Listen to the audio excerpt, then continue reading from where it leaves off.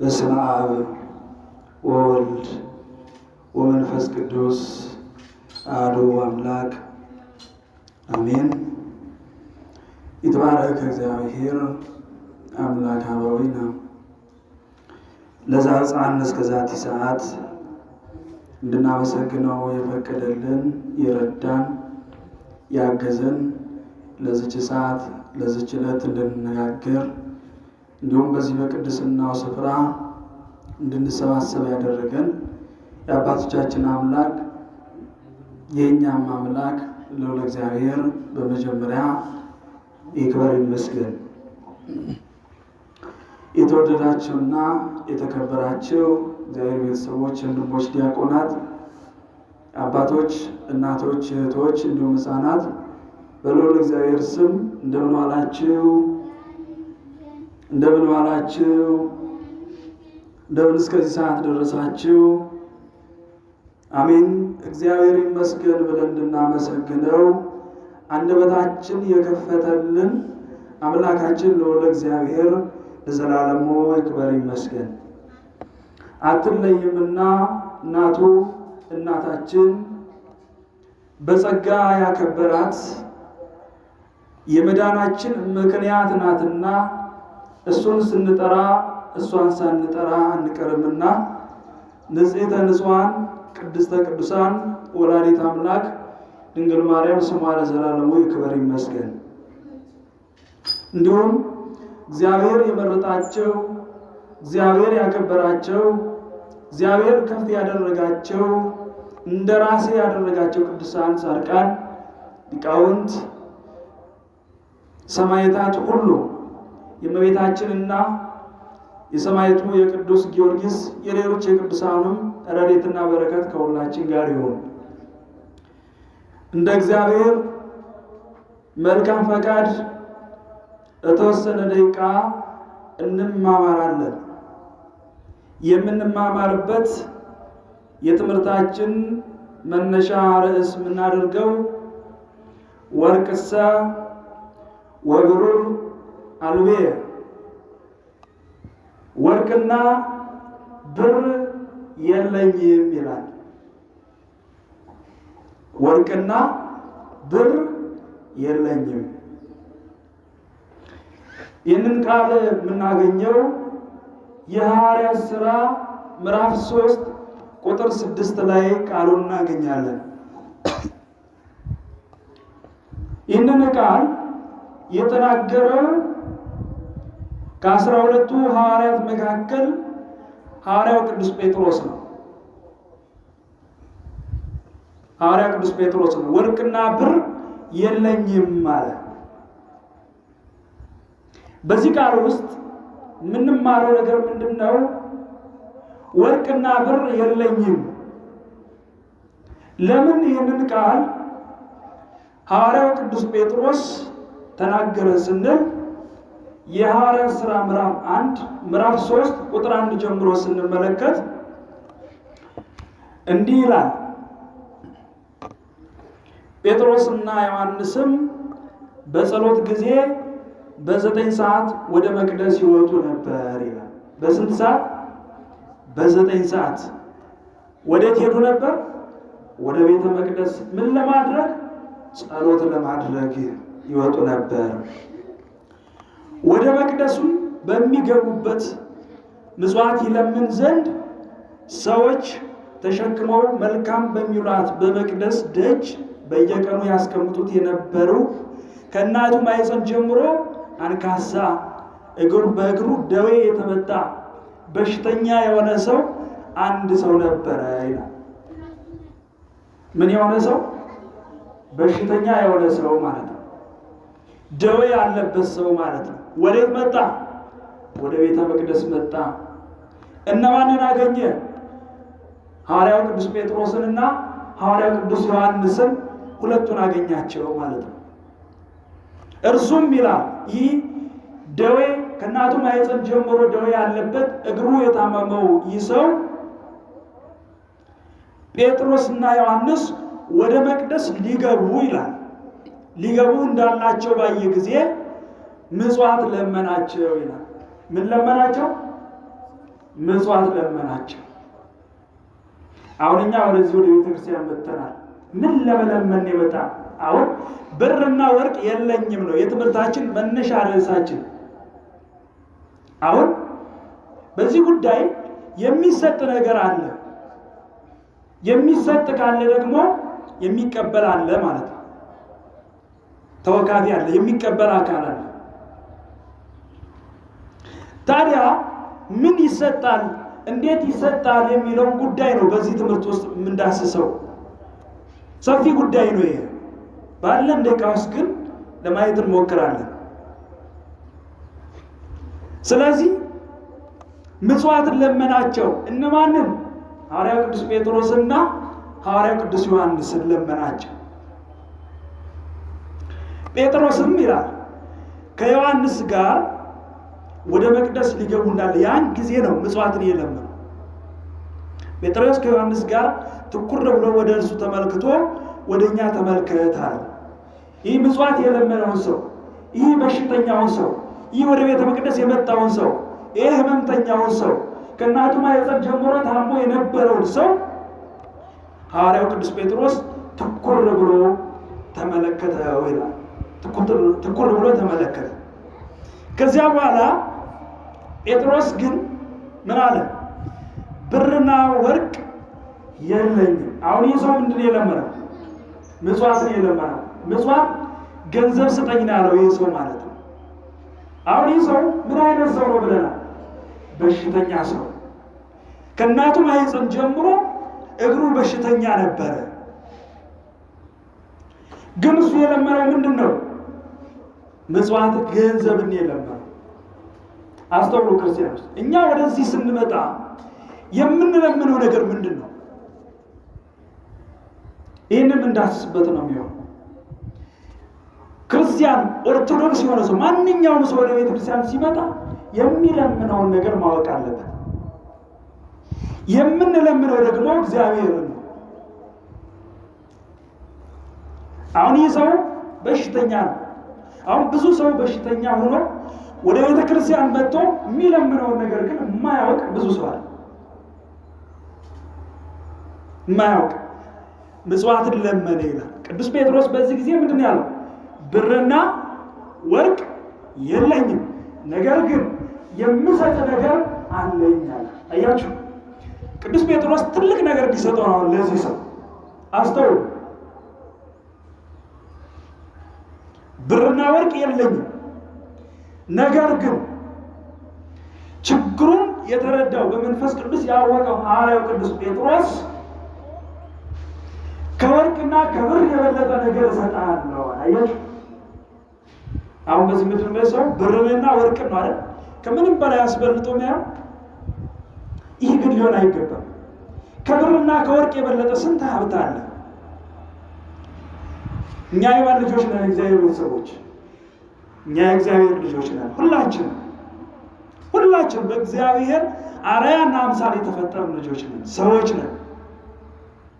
ታዲያ በእግዚአብሔር አርአያና አምሳል የተፈጠርን ከሆን በውስጣችን የተቸገርነው ነገር ብዙ አይነት በሽታ ይኖራል። ችግር ሁሉ በሽታ ሊባል ስለሚችል ማለት ነው። ከሙሉ አካል መካከል ደግሞ አንዱ ሊጎል ይችላል። ያን ሰዓት ደግሞ በሽታ ደዌ ሊባል ይችላል። ስለዚህ ምጽዋትን ለመነ ቅዱስ ጴጥሮስ። ብርና ወርቅ የለኝም፣ ነገር ግን ከብርና ከወርቅ የሚበልጥ ነገር አለኝና እሱን እሰጥሃለሁ ና አለውና ቅዱስ ጴጥሮስ ምን አለው? በጌታችን በኢየሱስ ክርስቶስ ስም እመን፣ ከዚያም ተነስና ተመላለስ አለው ይላል። ክብር ለእግዚአብሔር ይሁን። በእውነት ይህ በሽተኛ የነበረ ሰው፣ መንቀሳቀስ የማይችለው ሰው፣ ደዌ የነበረበት ይህ ሰው ተነስቶ ሮጠ ይላል። አያችሁ፣ ለእግዚአብሔር የሚሰራው ነገር የለም። አሁን ከዚህ የበለጠ ስጦታ አለ? ከዚህ የበለጠ ታላቅ ነገር አለ? በእውነት የለም። ከደዌው ተፈወሰ ይህ ሰው ማለት ነው። ተፈወሰ። አሁን አንዳንድ ጊዜ ለእኛ እግዚአብሔር ከኛ በላይ ያስባል። ለእኛ የሚያስፈልገን ነገር ራሱ ያውቃል። የሚያስፈልጋችሁን ነገር እግዚአብሔር ራሱ ያውቃል ነው የሚለው መጽሐፍ። ያውቃል ራሱ። እኛ እግዚአብሔር እንለምነዋለን። እኛ ስለለመንን ሳይሆን እኛ የሚያስፈልገንን የሚበጀንን ነገር ግን እግዚአብሔር ይሰጣል። ስለዚህ ወርቅና ብር የለኝም።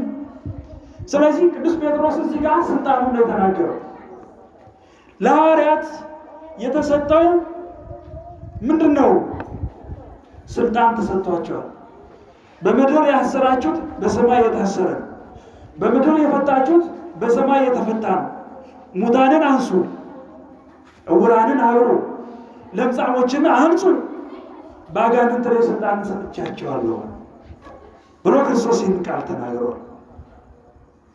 ምዕመናንን አስተምሩ፣ አጥምቁ፣ አቅርቡ፣ የጸናውን ያዙ፣ ያልጸናውን አጽኑ፣ በሃይማኖት ያልጎለመሰውን አጠንክሩት ይላል። አጠንክሩት። የማቴዎስ ወንጌል ምዕራፍ 10 ቁጥር 1 ጀምሮ ተመልከቱ። 12ቱን ሐዋርያት ከመረጣቸው በኋላ ሂዱ ነው ያለው። ሂዱና ምን በሉ? አስተምሩ። የማቴዎስ ወንጌል ምዕራፍ 19 ቁጥር 28 ላይ ሂዱ፣ ወደ ዓለም ሂዱ፣ በአብ ስም በወልድ ስም በመንፈስ ቅዱስ ስም አጥምቁ፣ አጥምቁ፣ ደዌ ያለባቸውንም ፈውሱ ብሎ ክርስቶስ ተናግሯል ማለት ነው። ፈውሱ። ስለዚህ ይህ ሰው ተቸግሮ ነበረ፣ ምጽዋት ለመነ። ቅዱስ ጴጥሮስ ያለውን ምጽዋት ለዚህ ሰው መጸወተ ማለት ነው። አያችሁ፣ ቅዱስ ጴጥሮስ የነበረው ብርና ወርቅ አይደለም። በብርና በወርቅ ሊለካ የማይችለውን ሰማያዊ ስልጣን ከእናቱ ማኅፀን ጀምሮ ደዌ የያዘውን ይህን ሰው ፈወሰው። ይህንን ስጦታ ሰጠው ቅዱስ ጴጥሮስ። ይህንን የሰጠው እስኪ እኛ አሁን በዚህ ጉዳይ ውስጥ ራሳችንን እንመርምር። ሰው ለእግዚአብሔር አሁን ወደዚህ ስንመጣ ምን ልንሰጥ ነው የመጣ ነው? ምን ልንሰጥ ነው የመጣ ነው? ሰው ዓይኑን ሊሰጥ ይችላል፣ እግሩን ሊሰጥ ይችላል፣ እጁን ሊሰጥ ይችላል፣ ልቡናውን ሊሰጥ ይችላል። እንዴት ይሰጣል? እንዴት ይሰጣል? አሁን በዚህ በቴክኖሎጂ ዓለም ላይ እንደምንመለከተው አይደለም። ፌስቡክ ላይ ትኩር ብሎ ገንዘብን በከንቱ አታባክን ይላል ጠቢቡ ሰሎሞን መጽሐፈ ሲራክ ምዕራፍ 5 ላይ ገንዘብን በምን አታባክን? በከንቱ አታባክን። ምን አይነት ገንዘብ? ይሄ የሚታየው የሚቆጠረውን ገንዘብ እሱ የሚያልፍ ነው፣ እንደ ጥላ የሚያልፍ ነው፣ የሚያልፍ ነው። የኛ አካላችን በዋጋ የተገዛው ማን የገዛን? ክርስቶስ በዋጋ ምንም ሳናደርግለት በዋጋ ክርስቶስ እኛን ገዝቶናል። ስለዚህ ይህ ገንዘብ ነው፣ ውድ ነው። በገንዘብ ሊገኝ ሊለካ አይችልም። ስለዚህ ይህን ገንዘብ አታባክን ነው።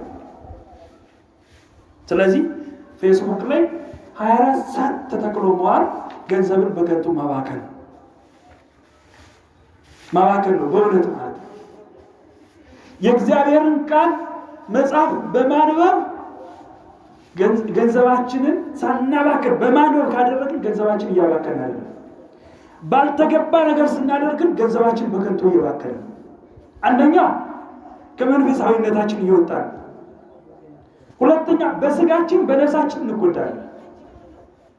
ብዙ የምንሰራቸው ነገሮች እያሉ ይቀራሉ ማለት ነው።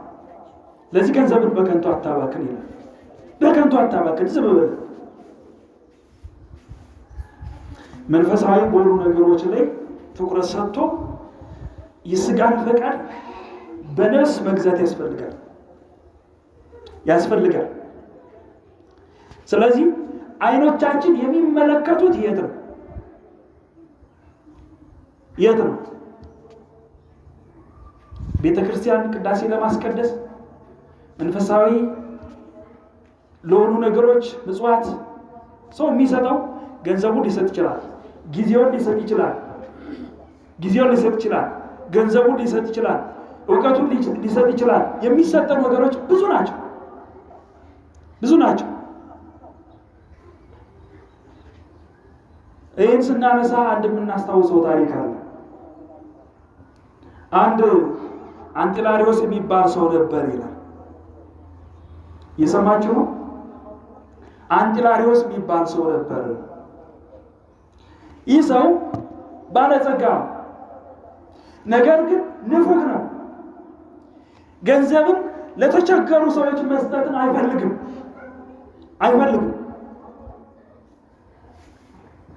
ገንዘብን በከንቱ አታባክን። ቅዱስ ጴጥሮስ ወርቅና ብር የለኝም ማለት ግን የእሱን ስጦታ ሰጥቷል። ለዚህ ሰው ከደዌው ፈውሶታል ማለት ነው። ከብርና ከወርቅ የበለጠ ስጦታ ሰጥቷል። አሁን ይህ አንጢላሪዎስ የሚባለው ሰው ባለጸጋ ነው፣ ነገር ግን ንፉግ ነው እና ነዳያን ሲያልፉ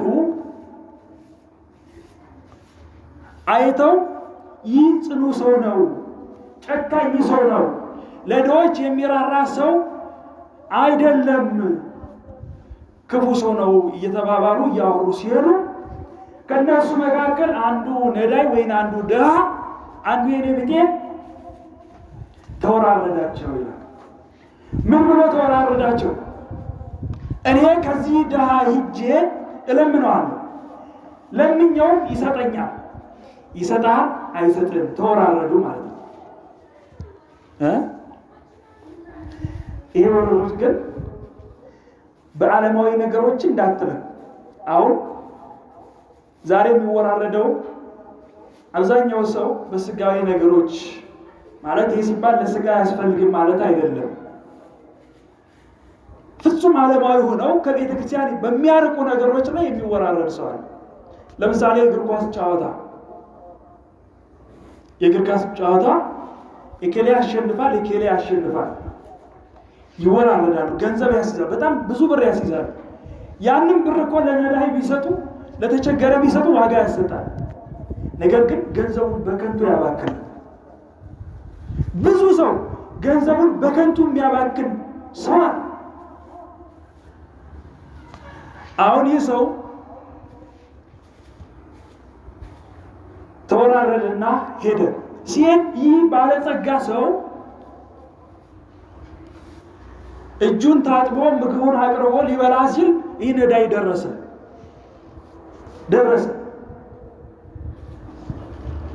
ስመ እግዚአብሔር ጠራበትና ስጠኛ አለው። እንዳይነሳው ስመ እግዚአብሔር ጠራበት ይላል። እንዳይሰጠው ደግሞ በጣም ስስታም ነው ሰውየው ማለት ነው። ስስታም እና ተበሳጭቶ ዳቦን አንስቶ ወረወረበት ይላል። ዳቦን ምን አደረገበት? ወረወረበት። ሲወረውር ግንባሩን ገመሰው። ምኑ ነው ግንባሩን የገመሰው? ዳቦ ማለት ነው። ዳቦ ግንባር ይገብሳል እንዴ እንዳትሉ እሺ። የዛሬ ዳቦና የድሮ ዳቦ አንድ አይደለም። የድሮ ዳቦ የሚገምስ ነው፣ ጠንካራ ዳቦ ነው። ያውን ዳቦ ግን የማይረባ በካሜራ የተነፋ ማለት ነው። ባዶ ውስጡ ባዶ የሆነ ከላይ ቆዳው ብቻ መልኩን ብቻ አሳምሮ ነው የሚታየው፣ ውስጡ ባዶ። ዛሬም አብዛኛው ሰው ውስጡ ባዶ ነው እንደ ዳቦ ማለት ነው። በካሜራ የተነፋ በትዕቢት የተነፋ ሰው ብቻ ነው ያለው በዚህ ሰዓት። ትዕቢት ደግሞ የዲያብሎስ ነው፣ ከእግዚአብሔር መንገድ ያስወጣል። ዲያብሎስ በመተበቱ ከእግዚአብሔር መንገድ ወጥቷል፣ ወድቋል። ሶስቱ አራዊት ወይም ደግሞ ሶስቱ አርእስተ ኃጣውእ ከሚባሉ መካከል አንዱ ትዕቢት ነው። ስለዚህ በትዕቢት የተነፋ ሰው ውስጡ ባዶ ይሆናል። ለመስማትም ልቡን የዘጋ አእምሮን የደፈነ ነው። ቃለ እግዚአብሔርም አይማርም። ስለዚህ አንድ ሰው ከትዕቢት ራሱን ነፃ ማድረግ አለበት ማለት እና ይህ ሰው ዳቦን ወረወረበት፣ ገመሰው፣ ደማ። ይህ ሰው ነዳይ ደግሞ እርቦት ስለነበረ የተወረወረበትን ድንጋይ አልተመለከተም። ማነው ይቅርታ፣ የተወረወረበትን ዳቦ አነሳና በላ። ደሙ በዚህ እየፈሰሰ በዚህ ግን ምን ያደርጋል? ይበላል። ለምን? ስለራበው የተቸገረ ሰው እስከዚህ ድረስ አስተውሉ። ይህን በላ። ይህ ሰው ማታ ተኝቶ ሳለ ራእይ ያያል። በህልሙ ሞቶ ያ ባለጸጋው ሰው ሞቶ መላእክተ ጽልመትና መላእክተ ብርሃን የህይወት መልአክና የሞት መልአክ ሁለቱ ሲጣሉ ያያል። ይቺ ነፍስ የኔ ናት፣ ይቺ ነፍስ የኔ ናት። ይቺ ነፍስ ክፉ ስራ ሰርታለች፣ ድሃን በድላለች፣ በዳቦ ሰው ገምሳለች፣ ደም አፍሳለችና አትማርም፣ ሲኦል ልትገባ ይገባታል አሉ። የብርሃን መልአክ ወይም ደግሞ የህይወት መልአክ የሚባለው ደግሞ አይ የተራበው ሰው እኮ ከራቡን አስታግሰዋል፣ አይ የሰው ይምጣና ይመስክር ተባለ። ያነዳ ይመጣና እንዴ አንተ ትላንትና ያበላኸኝ ያጠጣኝ ሰውዬ እዚህ ምን ትሰራለህ? ይኸው ለፍርድ ቀርቤ። አይ ይህ ሰውማ እርቦኝ ነበር ከራቤ አስታግሶልኛል፣ አብልቶኛል። አያችሁ፣ የፈሰሰውን ደም አላየም። ከዚያም በኋላ ወደ ገነት ይግባ ተባለ ማለት ነው። ይህ ሁሉ ምንድን ነው? ራእይ ነው። ይህን ራእይ የሚያየው ይህ ሀብታሙ ሰውዬ፣ ይህ ንፉጉ ሰውዬ ይህንን ራእይ ሲመለከት ጠዋት ላይ ብድግ ብሎ ሲነሳ ምንም ነገር የለም ማለት ነው። የሰማችሁ ነው? ጠዋት ሲነሳ ምንም ነገር የለም።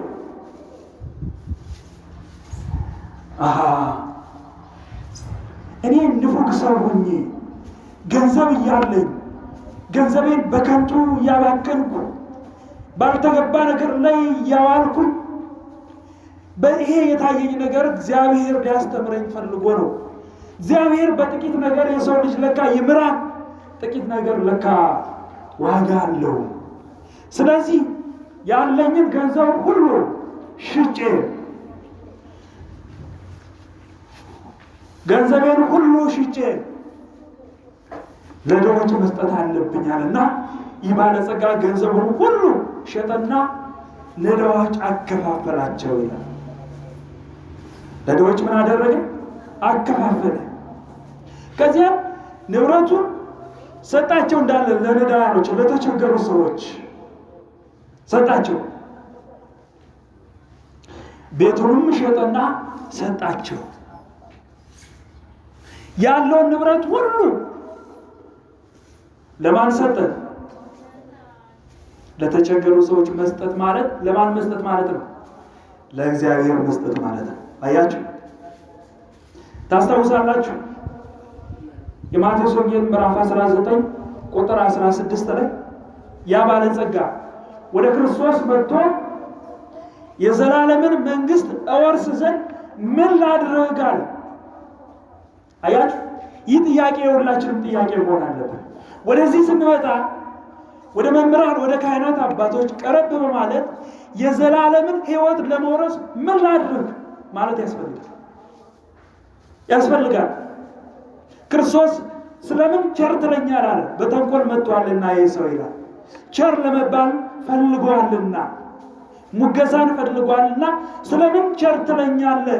ከአንዱ ከአባቴ ከእግዚአብሔር በቀር ቸር የለም።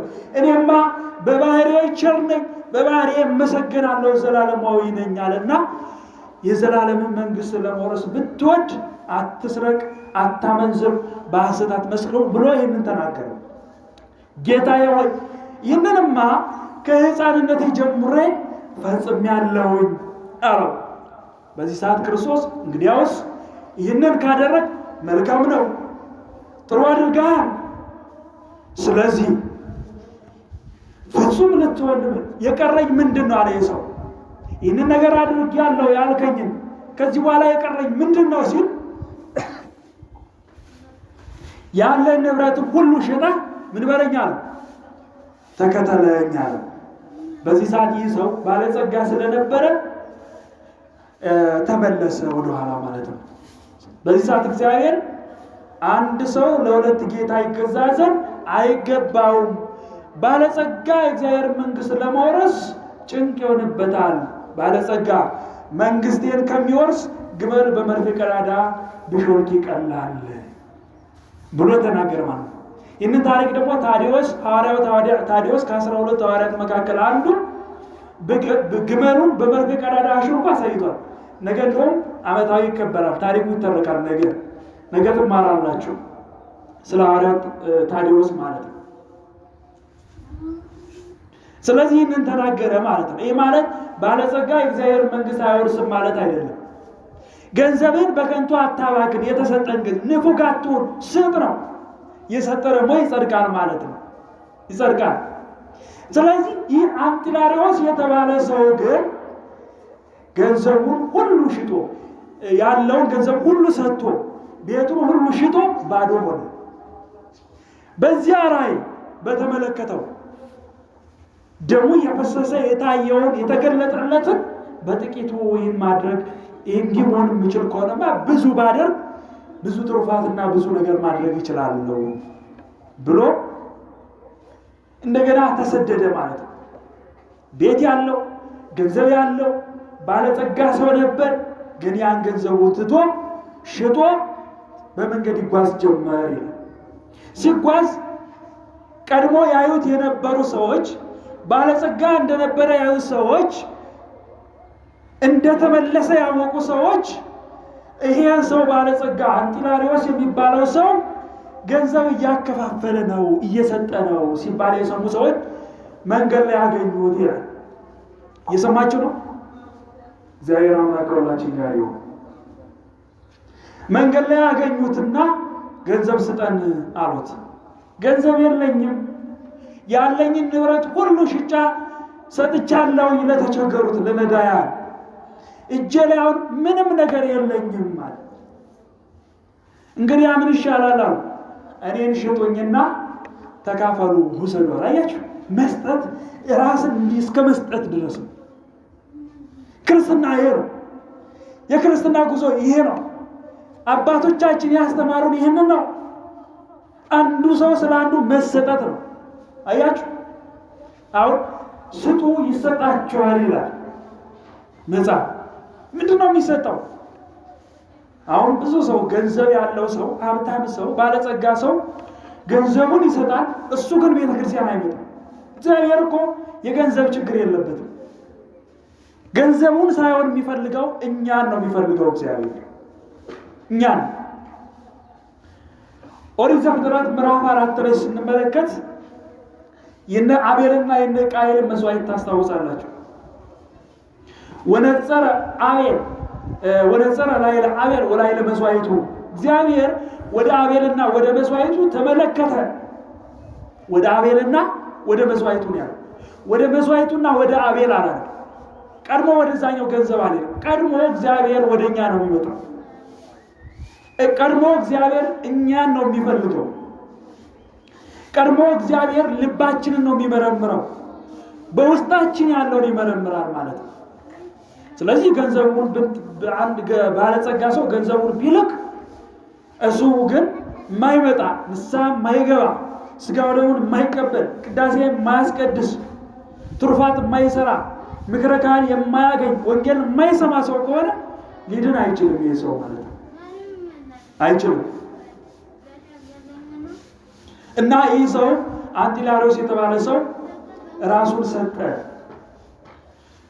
ሸጡትና ገንዘቡን ተካፈሉ ይላል። አያችሁ፣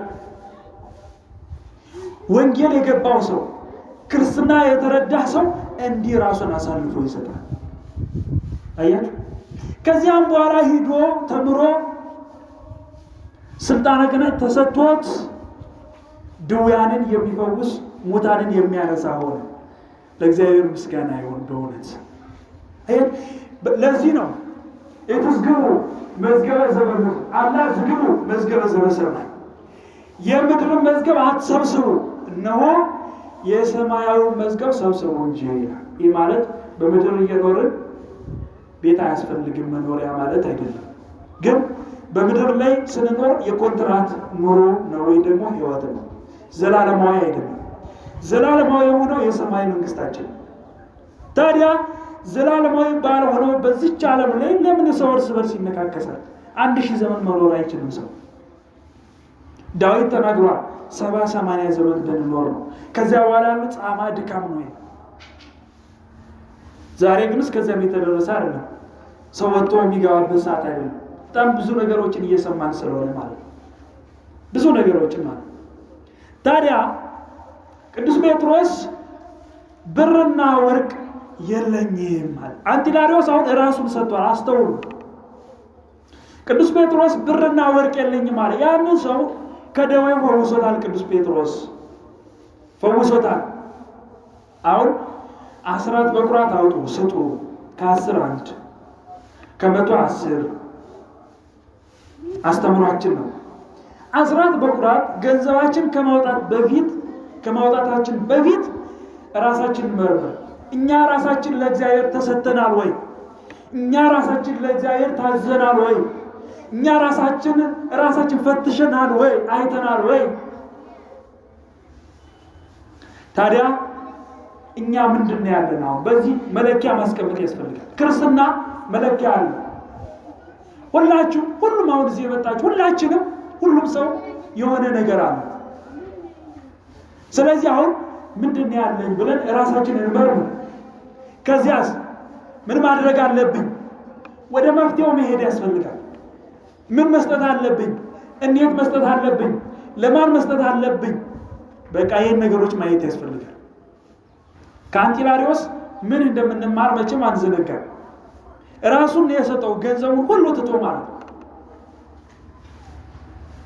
ዛሬ ግን ገንዘብ ከ10 ብር 1 ብር ሰው ቢሰጥ አይ ይጎልብኛል 9 ብር ሊሆንብኝ ነው አይደል? እግዚአብሔር ካልባረከው ግን ባዶ ነው ሁሉም ነገር። እግዚአብሔር ትንሿን ነገር ከባረከው ግን ትንሹ ነገር ብዙ ይሆናል። እግዚአብሔር ያልባረከው ብዙ ባዶ ነው። እግዚአብሔር የባረከው ትንሹ ደግሞ ብዙ ነው። አያችሁ፣ አባቶቻችን እንዲህ ነው የሚሉት፣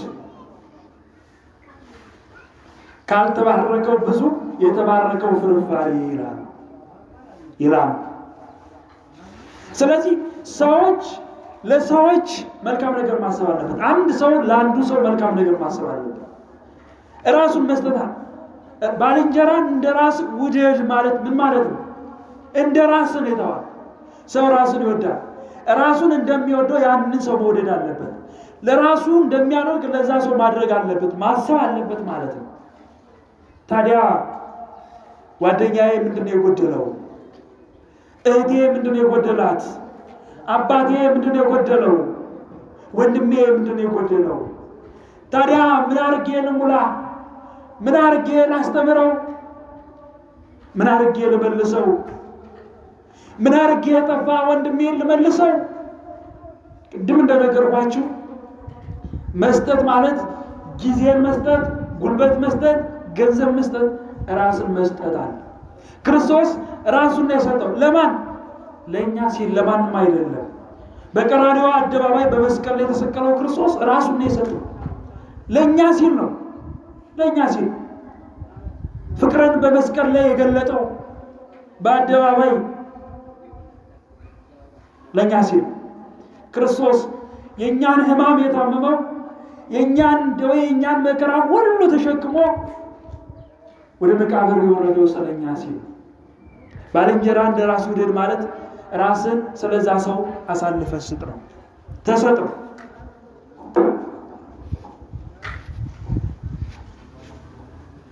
ተሰጥ ነው። ብርና ወርቅ የለኝም አለ ቅዱስ ጴጥሮስ። ታዲያ ቅዱስ ጴጥሮስ ብርና ወርቅ የለኝም ብሎ ከብርና ከወርቅ የበለጠውን ነገር ከሰጠ እኛ ምን እንስጥ? ምን አለን ለማን እንስጥ ብለን ማሰብ ይገባል። በመስጠት ውስጥ መባረክ አለ። በመስጠት ውስጥ ትንሽ በመስጠት ብዙ ማግኘት አለ። በመስጠት ውስጥ መንፈሳዊነት ይገኛል። በመስጠት ውስጥ ሕይወት ይገኛል። በመስጠት ውስጥ መጥፋት የለም። በመስጠት ውስጥ በብርሃን መመላለስ። የሚሰጥ ሰው ጨለማን አያይም። የሚሰጥ ሰው ጨለማን አያይም። መስጠት መሰጠት የምንሰጠው ነገር አለ፣ ራሳችን ደግሞ መሰጠት አለ ማለት ነው። ስለዚህ ምንድነው ያለን ብለን ሁሉን ነገር አይተን ግራ ቀኝ ፊት ኋላ ብለን ማንነታችን መርምረን በቤቱ ተመላልሰን በንስሐ ሕይወት ተመላልሰን ከአባቶቻችን ስር ቁጭ ብለን ተምረን ስጋውን ደሙን ተቀብለን መንግስቱን እንድንወርስ እግዚአብሔር አምላክ ይርዳን። የእግዚአብሔር ቸርነት፣ የድንግል ማርያም ምልጃ፣ የቅዱሳን ሁሉ ተራዳኢነት በሁላችን ይደርብን። ወስብሐት ለእግዚአብሔር ወለወላዲቱ ድንግል ወለመስቀሉ ክቡር። ይቆየን።